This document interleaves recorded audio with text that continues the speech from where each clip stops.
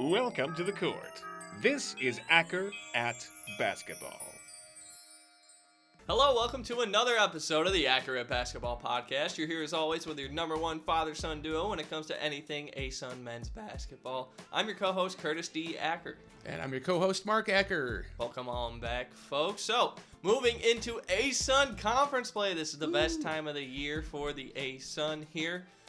Why don't we start off with what the current standings are right now. You'll see them all, how each team finished in non-conference, so this won't matter ultimately for the for this tournament seeding, and all 12 teams are in the tournament this year in Jacksonville, which is really exciting. Yes. Let's start off though. So first place, Austin P. 6-5 heading into this. They lead the ASUN in opponents' points per game, so most efficient defense in the conference. Also, opponent 3-point percentage at 29.7.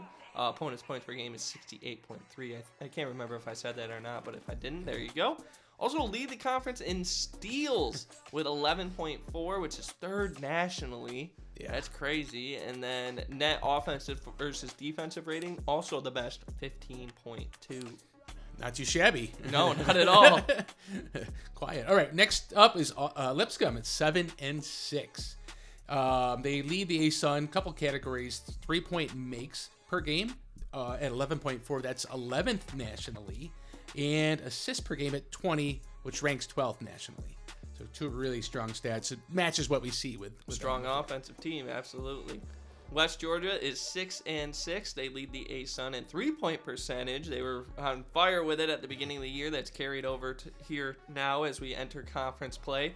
Also lead the conference in blocks per game, 5.5, which is tied for 17th nationally as of here today on Tuesday. Awesome. Very good. Florida Gulf Coast at 6-7. Lots of good offensive stat categories they lead in the ASUN. Points per game at 83.2. Field goals attempted, 66.7. Field goals made at almost 30, 29.9. Rebounds, 39.3. Big number there. And offensive rebounds, 14.5, which ranks tied for 16th nationally. I was surprised to see that one. Yeah. And then North Alabama is 5-6. They lead the ASUN with the fewest turnovers per game at 10.8. Also second in the ASUN in blocks with 4.5. Right, we know that they're good inside in that sense. Bellarmine, 5-7, leading the ASUN in field goal percentage, 51.5%, 17th nationally. And how about this one? Free throw percentage, the only stat with this. Free throw percentage made 81.7, number one in the country for Bellarmine there. They also lead in opponent rebounds, giving up the fewest rebounds for opponents, 31.9. Nice. That's a good nugget there. Central Florida is 5-8, along with a couple other teams, but the Bears lead the ASUN in defensive rebounds with 27.2. Also, opponent offensive rebounds, limiting those opponent rebounds 9.2. Right. Next, we have Jacksonville at 5-8, leading the ASUN at opponent field goals attempted, 55.5. Opponent 3 points attempted, 20.8, and opponent 3 points made at 6.9. Then you got the Queens Royals, who are also 5-8. They lead the ASUN in free throws attempted at 21.2. They're also second in the ASUN for points per game with 82.5, and field goal percentage at 46.9. Eastern Kentucky, 4-9 on the season so far, leading the ASUN in 3 points attempted, 33 a game, which ranks 9th nationally. Yeah, they're also second for overall rebounding as well, and offensive rebounding too. Yep. Stetson is 4-9 as well. They lead the ASUN in the fewest fouls given up per game, 14.5, which is tied 19th nationally. And for this one correlates definitely. Opponent free throws made at 11.6. Sure, exactly. Okay, and last but certainly not least, North Florida, 2-11 record, leading the ASUN with strength of schedule. It might be why they're 2-11. Exactly, yeah, no doubt. Yeah, I was surprised to see that one. Leading in pace, 74.9. Second in the ASUN in 3 points made, 11.2, which ranks them 14th nationally in made threes. Free throw percentage, 76.2, is also second in the ASUN. Now let's so now that we've given everyone here the standings for where they currently sit at, let's remind everyone of where we were at the start of the season when we made our projections. Where were we? So, why don't you start us off? We'll start with yours. Where I was? or where we're going? No, where we were. So, like, well, let's remind everyone real quick. So, I had Eastern Kentucky winning, certainly. And yes, then, you did. And I had Florida Gulf Coast winning. And then now let's move into our current standings as well. So, you have got Lipscomb at the top. So do I. I also have Lipscomb at the top. Little bit of a shuffle between our 3 through 4 spot, but definitely there's some consistencies there with Queens and West Georgia both being up there. Right. We both have FGCU slotted in the 5 spot, Central Arkansas as well in the 6 spot.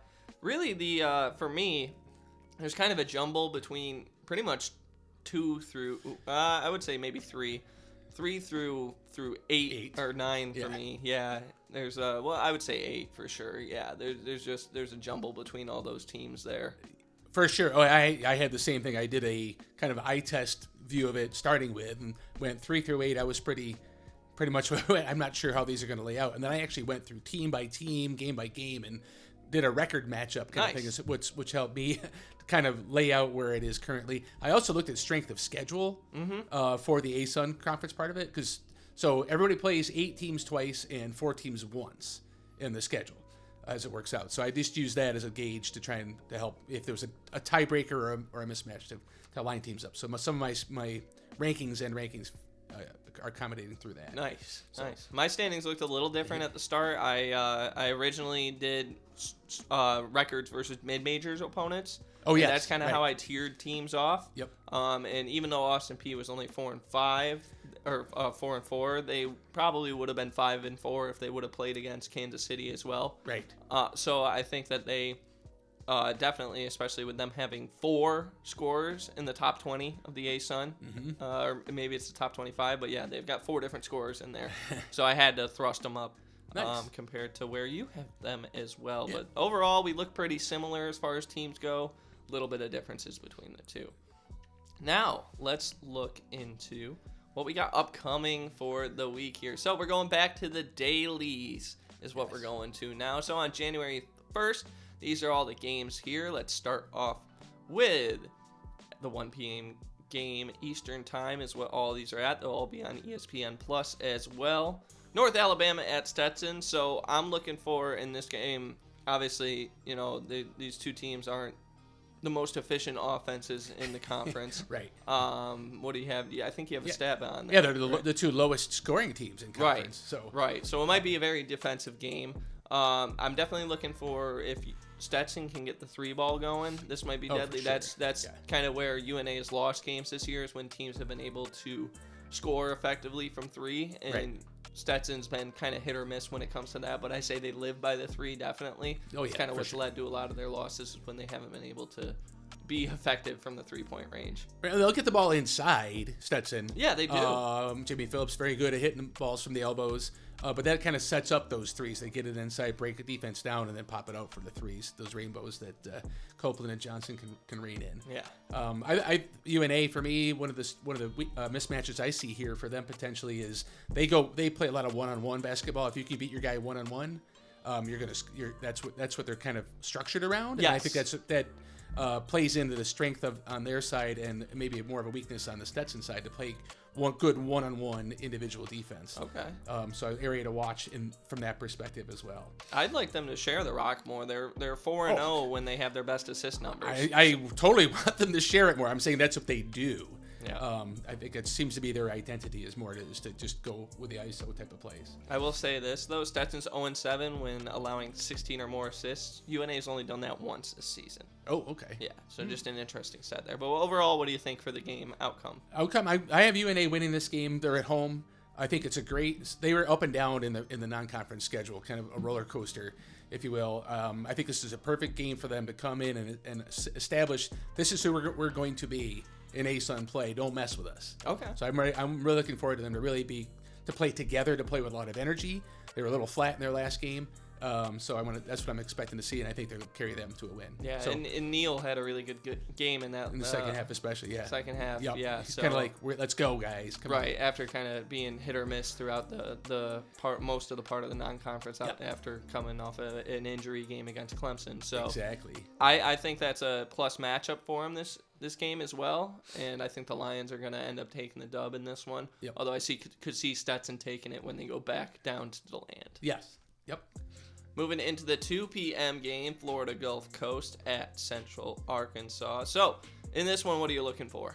Well, so I really liked Central Arkansas's non-conference game as that part of the season progressed. To me, you saw this group kind of gel and come together and identify roles for players. So I'm really looking forward to that. You got a case where, and as far as this matchup goes, you've got a high-scoring team with Florida Gulf Coast, and to me, statistically, a surprisingly strong UCA defense. We talked about the stats earlier that they carry, so it's going to be a great matchup from that perspective. Yeah, I think for me in this one, I want to see FGCU focus on scoring on the inside. Oh yeah. And don't let it get into a shootout, because FGCU has a tendency to lose games I think they're 1-4 when they get into games that are the overall score differential is 5 or less by the end of the outcome. Okay. So I think, and UCA has the ability to do it. Obviously, they're playing at home. They're a lot better team at home than they are on the road. Yep. But overall, I still do think FGCU is going to win this game, because I think they're going to be a lot stronger on the rebounding front. Okay, I think Central Arkansas has the speed to match with Florida Gulf Coast speed, so I'm interested to see that, to validate that, if that's true or not. But in my head, watching the two teams play their games this year, I think they can keep up. And for me, that's going to give them, it'll negate the Eagles one of their advantages in that category. So for me, I have Central Arkansas pulling off the home win here. Nice. To start off the ASUN season. Now, coming up next is Jacksonville at Lipscomb, also at 2 p.m. The keys for this one, honestly, well, for me, or at least what I'm looking for, Jacksonville, they got to be efficient inside. They're 6-0 when they shoot 55% or better from the interior. So I really want to see Jacksonville end up getting inside and dominating. Okay. It's going to be hard to against Grant Hesman. He's one of the best shot blockers in the ASUN, but I definitely think that's where they can take an advantage there, and they gotta do that with potentially not having Jalen Jones. We don't know if he's in. Exactly. Yeah. Well, that's one of my keys. I said to neutralize Jalen Jones' dribble drive if he's not in there. Again, I think that's what helps set up their offense best, is when he's getting inside the tag. So Lipscomb's got to be really sound defensively. We saw Coach Carroll talk about that even in their Fisk blowout win, right? Where he was upset. Not Fisk. Or not Fisk. Blue Mountain Christian. Yeah, right. The Blue Mountain Christian game, excuse me. Where he was upset that they were letting in a few buckets in there because they were lapsing defensively. So to me, that's a focus point that he's going to drive home and over these last few days and put up there. What do you got for your outcome? I have Lipscomb winning. I think it's a strong matchup for them. We saw them be very good in the the non-conference schedule. And other than the last game, they kind of flattened out a little bit, right? Yes. But I have a good solid Lipscomb win for me in this game. Nice. I have also got Lipscomb in this one. I think that they're just too strong overall as a team. They're a lot deeper than Jacksonville is. And Jacksonville doesn't really have the guy on their team this year at all. And I think they're going to need that in this game in order to get over the team that we both think is going to finish at the top of the conference. Exactly. Right. Next up, Bellarmine at West Georgia. This one's at 7 p.m. I love the matchup of this. These two teams are great. Two teams that were really low in the standings last year that have shown, again, in the non-conference schedule, they're going to be a force to reckon with in the conference. So what a great, and I think it's a matchup of a difference in styles. You got Bellarmine, to me, is structured. They move the ball on the pass offensively. They get inside and really try to beat it up. And then you've got West Georgia, which is more of a one-on-one offensive style. If I can beat my man, I'm going to beat my man, or I'm just going to beat my man anyways. Yeah. Thriving more in a chaos type of environment, if you will. So those two disparities of style are going to be really fun to watch in this matchup. It really is. And Bellarmine traditionally does really well against teams that shoot below 45% or just overall from the interior. Okay. They do really well against that, and that's a team that West Georgia is. But West Georgia shoots so many freaking balls from two that it's like it makes up for that lack of efficiency there.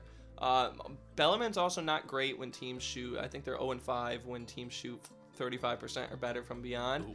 West Georgia doesn't take a lot of threes, but they make a lot of threes whenever they do Very shoot efficient. them. Yep. And one point here, we don't also know Chaz Lulis if he's going to be available or not. He's missed the last 2 games. Right. So we're not aware. To me, he's a big difference maker as well. Not that they don't have players, but it just take one more big starter. Well, Malcolm Noel played great in the same role that Lulis was playing against Georgia just recently. Right. He had a career night against them. So. But now you've got one less depth. It's more of a depth thing. Yes. Right. So that's all. I mean, Noel has done a nice job. So who do you got for your victory? I've actually picked Bellarmine to win on the road in this one. Ooh. I like taking the home team usually in the first game of the year. I want to see from a West Georgia perspective. I want to see them play with discipline. They give up. I had a stat here. I just moved it. It was about their basically defense having discipline defensively. They gave up a lot of points. Way more than I had thought about watching them. So yes. Can they stay disciplined on the defensive 80 plus. 80 plus. Thank you for finding that for me. So I got Bellarmine. I'm concerned that they're not going to do that. Bellarmine might be able to just be a little more street savvy on the game on their end of the court. So how about yourself? No, I still ended up picking West Georgia. I think this is one where they would split home and home.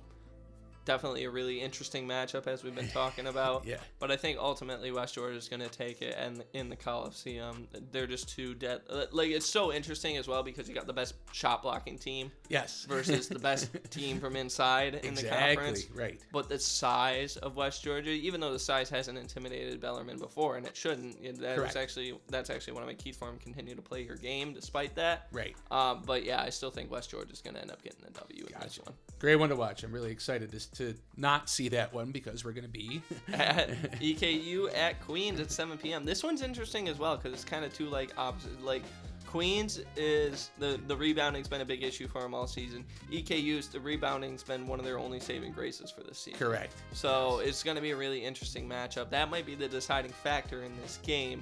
What about you? What do you think? Well, let's start with EKU's health. Right, they've been short, man. They've been out. Jalen Cooper, Tyler Jackson hasn't played recently, unfortunately, we don't know the status of them. So they've been running. Cooper's going to be out for a while still. I think so. Well, broken hand. Yeah, well, we just don't know, right?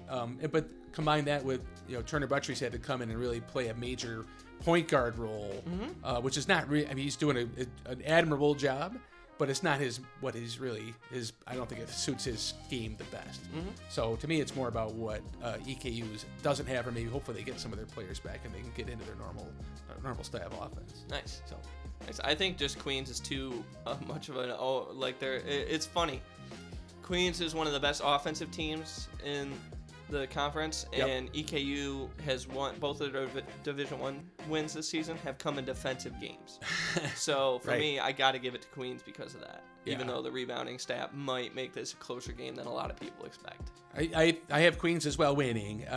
It just again the questions for the Colonels to me are much bigger than Queens. I think Queens has defined what they're going to be. They had a very, very, very hard. I still can't believe they weren't number one strength of schedule in the non-con, but regardless, they had a tough schedule, and so I think they might feel a sigh of relief after playing the last 3 against top tier teams. Yes, top conference teams. Yes. Then last game on opening day for the ASUN conference play is at 8 p.m. North Florida at Austin Peay. So Austin Peay's 0-3 whenever they shot less than 28% from beyond. Okay. Obviously, one of North Florida's better things is 3-point defense. Sure. And for me, I think that's definitely really important for them. They got to be able to guard that. Just guard in general. Actually, all APSU is 0-3 on their worst 3 shooting nights as well. Yep. But they haven't done that since the beginning of the season either. That's true. The Govs are rolling right now. They are. So it'll be interesting to see how this matchup plays out here. Yeah, I think, I'm kind of in that same boat. I like the turnovers and steals differential is going to be big. I think Austin Peay has a huge advantage there. To me, that gives them That might be enough just there. They create that chaos and score buckets there. If they don't do that, that's where they can run into some trouble. If it comes into more of a half-court game and they can't get transition points. Yeah. Austin P, I'm talking about. Well, in Austin Peay's, they're a lot bigger than that's been UNF's Achilles heel all season, is that they're not as big. We did get to see, this was the first time I saw it at least, Dalton Gaiman and Nestor Diachuk out on the floor at the same time. Gaiman came out in a reserve role in this last game that they played against Columbia. Which unfortunately another loss because they were in it the entire time. That was a really good game. It's so close for UNF. They're right on the cusp. They're definitely going to get a couple wins here in conference play. We saw some growth there for sure. Yes. Exactly. But they're going to have to play with that size as well. Yep. Tate McCubbin's a huge wing.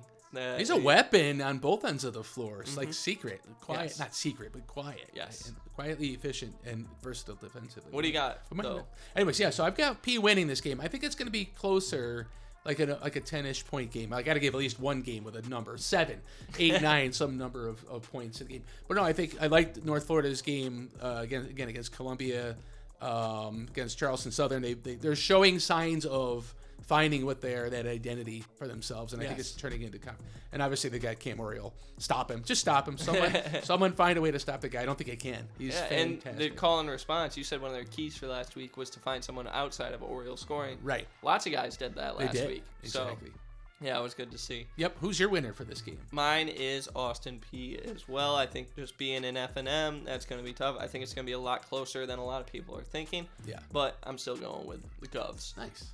So January 1st. Yes, that wraps up the first. Now moving into the third. So 2 p.m. is when Stetson is going to play at Central Arkansas. This one's interesting here as well because you got, really defensive Central Arkansas team, or surprisingly defensive Central Arkansas team, as you talked about. It's going to be really tough for Stetson to pull off the victory in this one, once again being on the road and out further west. Exactly, yeah. And I think Central Arkansas speed is going to, especially on the guards, it's going to be tough for Stetson to keep up with. Mm-hmm. Really, I think that's a huge element of their game, of the Bears game that they have. Well, and the Bears have really found themselves lately as of two, like your great game against Vanderbilt coming into non-conference play, great game against SMU, even though they were both losses, they both performed really well in those games. Yep. Yeah, Central Arkansas is a tough team coming into this conference here. They're going to be, and they're great at home. They're much better at home than they are on the road. Right, exactly. Agreed. Yep. I think they're defending the interior. Again, Stetson's path for me is, you mentioned it for the January 1st game for UCA, defending the inside is going to be, or if they can get beat inside, that's going to be the spot. Yes. To get him. So let's see if Jamie Phillips, Colin Cool can get inside and do some damage in there. With some buckets and getting some fouls. What do you got for overall on this one, though? Against Central Arkansas winning again. I think they're going to be 2-0 after the first weekend. First week. I got Central Arkansas as one. I got them 1-1 for the first weekend here, and Stetson dropping to 0-2. Cool. 2 p.m. There's another game going on. Eastern Kentucky at West Georgia. West Georgia and EKU, I think, are both teams that are really working to find identity. I think West Georgia had it at the beginning of the year, and it kind of fell apart as the season's developed here, and then it's kind of coming back together a little bit, but that turnover game against Georgia, like if EKU is able to, and EKU has commonly done this season, full court press. Yep. If their full court press can be as effective as Georgia's was, this might turn into an EKU win. The first 5 minutes are going to be huge. Both teams have had a recent, or maybe even some history in the non-con of getting behind or way behind early. So the first 5 minutes may tell the tale here. Although both can come back as well. I'm really excited to see how that beginning of the game turns out. Who's actually going to take charge? I like West Georgia's matchup athletically here overall, top to bottom in the lineup. I think that's one of their mismatches that they can take advantage of here. Big stat as often as in my head is rebounding, right? We've got EKU very good offensive rebounding, second in conference, and West Georgia is 10th at allowing opponent offensive rebounds. So that'll be a big challenge for West Georgia. Let's see if EKU can get on the glass and finish. Yes. Evans Paul. I think when I think about that, obviously with Myrick as well. Yes. Who do you think is going to end up taking the victory in this one? I have West Georgia winning. A little bit of they're not going to win. They're not going to lose 2 games at home opening week. So I've got, and I think there's not just because of that. I think they have a better matchup. I think they're a little more. You talked about cohesiveness of team up to now. I think they're a little bit ahead of EKU right now. So I've got West Georgia winning this one. Nice. I definitely think West Georgia could go 0-2 at home this week. I don't have that at all. I do have them going 2-0. Okay. It's going to be tough, though. They got two good matchups. They do. Like, two tough matchups really answer what West Georgia loses to. Correct. Quite often. Agreed. So that is going to be a challenge, but I think overall just I think they're going to quickly find themselves back in conference play here, even though it's kind of fallen apart towards the second half of non-conference play. For FGCU at North Alabama at 3 p.m. This one's going to be a matchup of athleticism, 110%. Oh, yeah, for sure. Yes, exactly. Lots of big forwards flying around out there. Going to be a lot of dunks going back and forth between each team here. It's going to be an exciting game, guys. I think this may sound funny based on some of the other stuff we said, but North Alabama, I think, can play with Florida Gulf Coast pace, like just pace on the floor, athleticism, that kind of thing. So I don't see that being a huge advantage for the Eagles in this particular case, flying higher above the Lions. The outcome is going to be challenging. It's going to be close. I think it's going to be a close game. Again, a little different contrast in style. Can UNA get to the line and get foul? We saw FGCU get in a lot of trouble in the non-conference play whenever they did get in foul trouble. Right. So North Alabama's obviously got some big forwards that can contain that. I don't know who's going to be able to contain Jordan Ellerby on the side of North Alabama, though. I think Jordan Ellerby might be due for a big game here, or Ramir Barno as well. Ramir Barno's, even though JR and you had Malone last game when it came to just everything. He was dominant last game. And Ellerby, I think Ramir's game this season has flown under the radar. He's second in the conference in assists. He's also averages over 10 points per game. He's a threat as well. Yeah, so watch out for there's some good matchups that you mentioned. I think the guard matchups are more favorable for FGCU, so I'm going to give FGCU another win on the road. Nice. Wow. Cool. I get North Alabama winning this game. I have them fourth in the standings. My prediction for the end of the year. I think they're going to gather themselves and come off with a good start here. The first week. Both these teams need to find some consistency. Correct. Is what I would Absolutely, say. For sure. At 3 p.m., Bellarmine will play at Queens. This one's going to be another interesting matchup here because Bellarmine great from inside. Queens traditionally loses when they allow points coming from the inside here. Big offensive teams. What do you think? Well, if you watch the Queens Auburn game Monday night, they got just blown out of the water the first 10 minutes of the game, and then Queens went, you know what? We're done with this. And played really even the rest of the way. The 5 or 6 point game the last 30 minutes. They abandoned the three and just pounded the ball inside. Got fouled. Got to the line. It was a different element, but it was like decisively smashing inside. So I want to see that in this game for Queens to deliver. We know they can play with pace, and we know they can score and they have all that stuff. But they everybody just went to the hole. It was really interesting. That'll be a huge challenge for Bellarmine in general, but even just to play at their own pace. So that's, for me, for Bellarmine, can they slow the game down in general and play their half-court style of offense? It's interesting you say that because Queens is 5-1 when they shoot above 35% from the 3-point line. From three, I know, exactly, right. I didn't know if, the carryover of this Auburn game and go, you know what, we don't need to rely on the three. If we're off, they were terrible shooting last night, Monday night. Just weren't going down for them. But they found a different thing. Let's just turn the switch. Nazir Mann started. He was going in for a big power dunk. He got fouled, but he was like, I'm just going to throw this down. I don't care what happens. Nice. And it kind of got the ball rolling for them, as often is the case with Queens, right? He just kind of takes the lead and goes. Yes. In many different ways. It was impressive. And then at 4 p.m., Jacksonville is going to be going to F&M Bank Arena to play. Wait, we didn't did we do our predictions? Sorry. Oh, wait. We didn't do our predictions for the Queens Bellarmine. I apologize. Yeah, what do you got?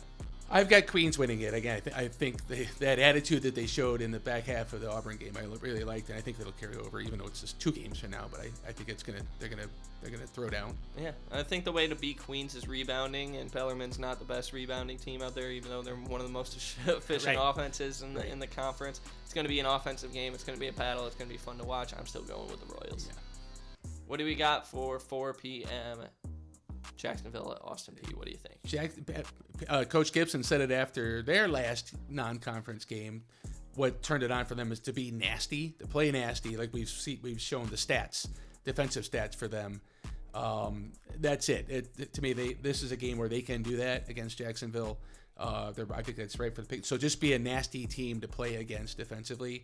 Shut Jacksonville down. Jacksonville doesn't have, like you said, that really go-to set of scorers necessarily. So I think that's a huge advantage for Austin Peay in this game. Yeah, and talk about how Austin Peay was the leading team for steals in the conference coming into conference play here. Jacksonville's 1-6 when they turn the ball over 12 or more times. Right. Yeah. So that's a deadly seal here for the Dolphins as they come to play against the Governors. I think the Governors are going to take the win in this one. Yeah, I do too. I think Rashad Marshall. I required him to get a double-double last game. He didn't. I'm just kidding. He did. He smoked out 24.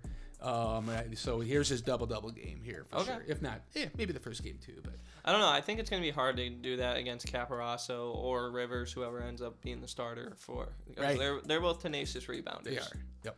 Yep. So, final game of this week is going to be at 5 p.m. North Florida at Lipscomb. Ooh, this one's looking like might be a little bit deadly. Yeah, well, obviously it's going to be a 3-point game. It's going to be a 3-point game. Yes, not a 3-point total difference of scores. No, there's going to be a battle lot of of threes flying in this game. Yeah, I agree with that for sure. Obviously, we've both got Lipscomb winning the conference regular season, and North Florida being last in conference. So, second game of the year, I don't see, and I didn't see any mismatches unless the threes don't fall for Lipscomb, right? For example, something. Well, and that's when Lipscomb's losing is when they not threes not falling, but just in general their worst shooting games. Right. I think they were 0-7 in their worst, or 0-6 in their worst shooting games, and they were 7-0 in their best shooting games. Yeah. So yeah, that's a telltale. Oh, it was effective field goal percentage actually is what it was. Okay. Yeah, they were 7-0 when when they had their best effective field goal percentages. And they were 0-6 when they had the worst effective field goal percentages. Gotcha. So that's the way to take this Lipscomb team down. North Florida doesn't have the defensive capabilities to do it, though. I'm going with the Bison. Yeah, I think Lipscomb has a variety of ways they can score, and I think they'll find those holes in the North Florida defense. Right. And have enough to overcome the pretty potent Osprey offense. Yes. So, now, moving into one of the funner and most difficult parts of our episode here.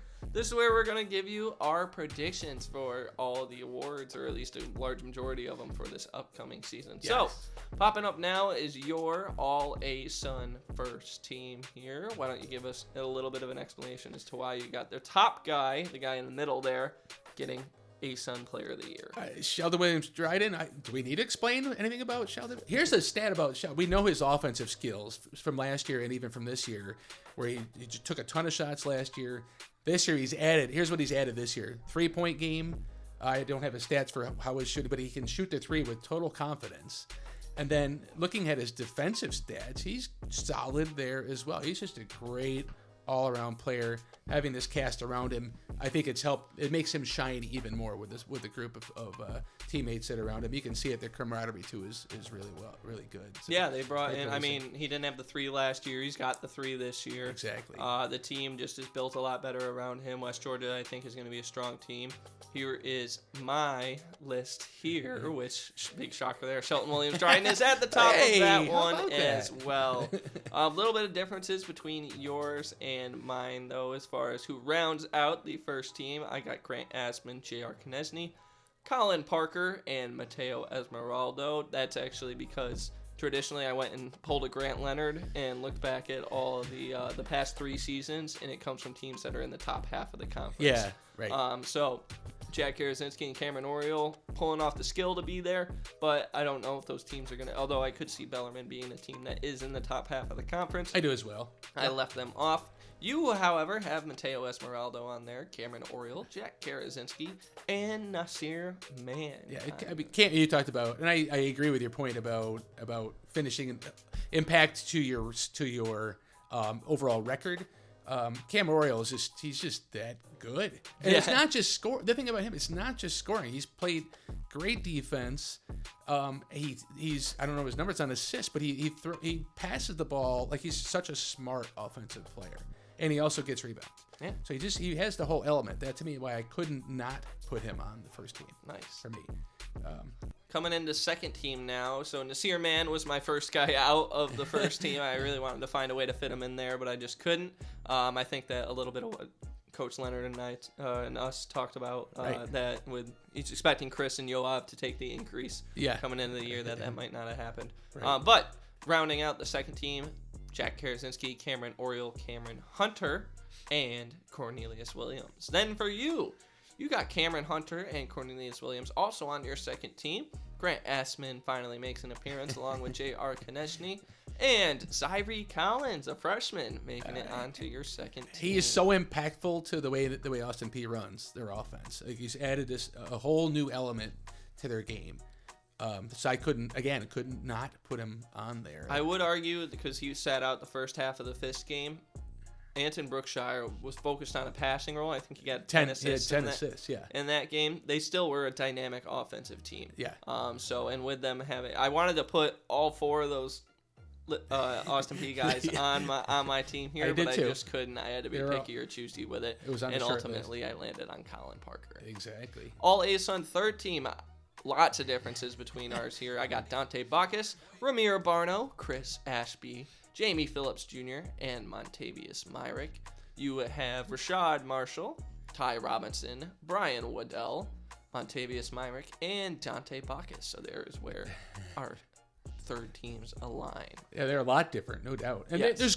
I think what jumps out to me with this is that there are so many good players in this conference right now. I had to cut 10 guys I didn't want to cut from I think my it's conference teams. Deeper than if we want to compare it to last season. And to me, there's more there that could all compete for I think the overall skill of the conference is up this year, even though maybe the non-conference record didn't reflect it. Exactly, right. Yep. Moving into the ASUN freshman team, so we'll explain the top guy again here. For yours, you got at the top, shocker there, he was on your I spoiled it, exactly. Yeah. Zyree Collins, again, he's come in and he's number one in the conference in steals at 2 per game. He's so sneaky, but such a smart, polished offensive player. When I did his spot, I did on him on one of our dailies. Which one? I forget which one. Well, Freshman Friday. Reading about him and his brother growing up, and that his brother was always the assist guy and kind of the glue guy, and that Zyree's just born with offense in his head. Mm-hmm. He just oozes it. So I couldn't not put him number one. All the other guys on this list do lots of different things. He is by far the most polished offensive guy in my head. That's partly why I put him that's why I put him as number one. How about you? Well, hold on. Let me read off yours. You round off with Jordan Watford, Ty Robinson, Jordan Ellerby, and Chaz Lulis. With me here, I got Ty Robinson as my guy. So when I did my freshman list, I looked at I took the top 10s in all freshmen from each of the main 5 categories: points, rebounds, assists, steals, and blocks. Ty Robinson kept showing up in every single list there. I think maybe outside of blocks is where he didn't show up. Yep. Jordan Ellerby and Luke Moore also continued to show up, but Ty Robinson was the most dominant in all of those categories there. I think he provides the most overall for his team, overall as a player. And then I rounded it out with Zyree Collins and Kenneth Chime. Both of them lead the ASUN in respective categories, steals and blocks. Yep. So, yeah. Then we'll move into Newcomer of the Year. So your I'll start this one. My Newcomer of the Year, since you had an Austin Peay guy, I have an Austin Peay guy for Newcomer of the Year. Colin Parker did the same thing I did with Freshman of the Year that I did with Newcomer of the Year. Colin Parker showed up in 4 different categories. Yeah. No one else did. So for me, and just thinking about how well-rounded of a game he has, he's a unique specimen, I think is what head coach Corey Gibson called him. Yep. That is going to thrive in conference play now here. So for me, I got Colin Parker at my top. I got rounded off with J.R. Konechny, Mateo Esmeraldo, Cameron Hunter, which he has returned. He is a newcomer this year. Yep. And then Ethan Copeland. I think the only thing that holds Copeland back is maybe the fact that Stetson is not going to be a great team. Or at least expect it. I'm not expecting them to be. I'm glad you put him on there. He deserves some props for sure. He's a very, very, very nice player, and not just shooting threes either. He has a pretty well-rounded game as well. For me, I went with Mateo number 1. He is so dialed in to everything that's happening on the court. He knows every position and in every instant of the game. You just watch him. The way he processes is incredible. And then to back that up with the stats, determination, the hustle, all those things. He's just top notch. I'm really, really, really impressed with his transition to the Division I level. Yes. Very, very impressed. I am as well. Or back to the Division I level. And then you round out with Cameron Hunter, Brian Waddell, who he was the guy I wanted to fight to put on this list, but I just couldn't. 63% he's making his shots from the floor. 63%. Yeah. And it's not like he shoots 2 a game. I think he averages 9 shots a game. Wow. I forgot to look to see where he sits nationally. I apologize, Brian, but yeah, how do you not with that? And then you got Rashad Marshall and Josh Smith rounding very out impactful our newcomers of the year. Yep. Which, speaking of impactful players, that's my defensive player of the year is Rashad Marshall. So this is why he was not present on any of my other lists. But just because I think defensively is where he really shines. And he's a great offensive player as well, but I'm still waiting. Yep. And it's kind of coming out now. I'm still waiting for that full offensive leap there. And it's just so hard with all the Austin Peay guys that are great scorers, double-digit scorers on the team. Yeah. But then I've got Grant Assman, Kenneth Chime, Javar Daniel, and Isaiah Malone. It's a big man's award traditionally, so I went with all big men. But the reason why Rashad won out against all these other guys, he's the only guy in the ASUN that averages a block and a steal per game. Yep. Yeah, and that's why I put him at the top. When I saw your list, I actually looked and went, "Oh, it didn't even dawn on me how much of an extra impact he's having on their excellent defense." Yes, this season. Yep. For me, so I went with him. Sorry, Cornelius, an oldie but a goodie. How can he not? I mean, he's so dominating when he's fully healthy and fully going. He is just a dominating force, both ends of the floor. And I think he's going to do that this year again. Partly why I put North Alabama as being sneaking back up there. He had that up and down preseason. I think he and the team are going to take off in this conference play. So that's why I put him as number 1. Javar Daniel, number 2. I actually picked him over Kenneth Chime. He's actually statistically better in almost every category compared to Chime. And they're both doing a great job. So, but Daniel coming off the bench. So. Then you round out with Ty Robinson. I loved his what you talked about him before. Unbelievable what he's doing on the defensive end. Especially for a guard. Grant Assman and Tate McCubbin. That versatile Tate McCubbin for my number 5. Nice. Then for 6th man of the year, I've got, and both of us have it. I'll pop it up real quick for both of us. Both of us have Josh Smith as our number 1. And big differences when it comes to the rest. But why don't you speak to me first about why Josh Smith is number 1? Well, first of all, 6-man meeting coming off the bench. Josh Smith comes in early in the game. He doesn't come off the floor that much. But he's still a 6-man technically. He just dominates the ball.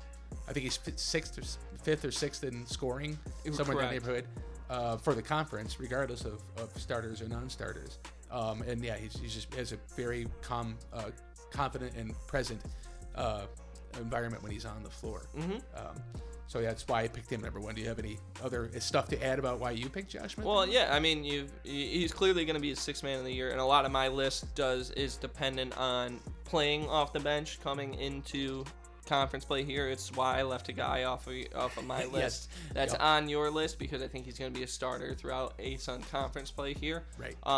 But yeah, they seem to have found a significant role for him. He's better off the bench. He comes in, he provides that scoring output that you're looking for from a 6th man of the year. Obviously, being in the top 10 of the conference in points per game. Yeah, I think Josh Smith is right now a lock for 6th man of the year. I do too. Yeah. Rounding off my list is Ross Candolino, who just recently got his 20-point career high game in that loss to Cincinnati. Then Michael Wilson Jr., Yoav Berman, who I think might end up moving. He'll be in and out of that starting lineup spot at the end of the year. And then Chris Lockett Jr. as well. Honorable mention, I really wanted to put Javion Guy King on here as well. Yeah, exactly. I really wanted him on there. Just didn't find it. I do think that Lockett might end up moving into that starting lineup as well, though. That's true. Yeah, he hasn't yet, I believe, right? He hasn't had a start. Maybe he had 1 or 2 or something like that. Right. Lockett, but right, he's at 3 overall. Okay. Then, rounding out your list, Javar Daniel, Michael Wilson Jr., Ross Candolino, and Turner Buttrey. So that's the guy that I left off because I think he's going to move into the starting lineup. Turner? Yeah, even though he's only got the one start in non-conference play, I think he's a lock to be in the starting lineup now. If not, he could certainly compete with Josh Smith, I think, for sixth man of the year for sure. Exactly. Yeah, again, we don't know what EKU's health situation is going to be. Turner I just love the way he plays. He's such a gritty guy. Yeah. I love that you put Javar Daniel on here as well too, though, because honestly, I don't think Josh is usually the first person to check in. He's technically not the sixth man in the game. True. Most games, Javar Daniel actually is, and it's because Kenneth Chime can get into foul trouble. Right. Javar Daniel comes in, provides the same exact thing that Chime does as far as the shot blocking goes. Right. So I really, same thing. I wanted to put Javar in my list here, but because I found there were other guys that were way better scorers than Javar were. What about from three? Wait a minute. He had 3 threes last game. Yes, he did. Doesn't take a lot of them traditionally, though. Those are great. Yeah. But be sure to let us know all of who you think is going to win each award. Let us know who you think is going to win each game here. Let us know more about what you want to see. You can follow us on X and Instagram as well. You can see those down in the description as far as links to get to those. Make sure to support all the other teams as well that we all cover here, because we're fully into ASUN conference play now. Thank you again for joining us, and until next time, take care. That was fun.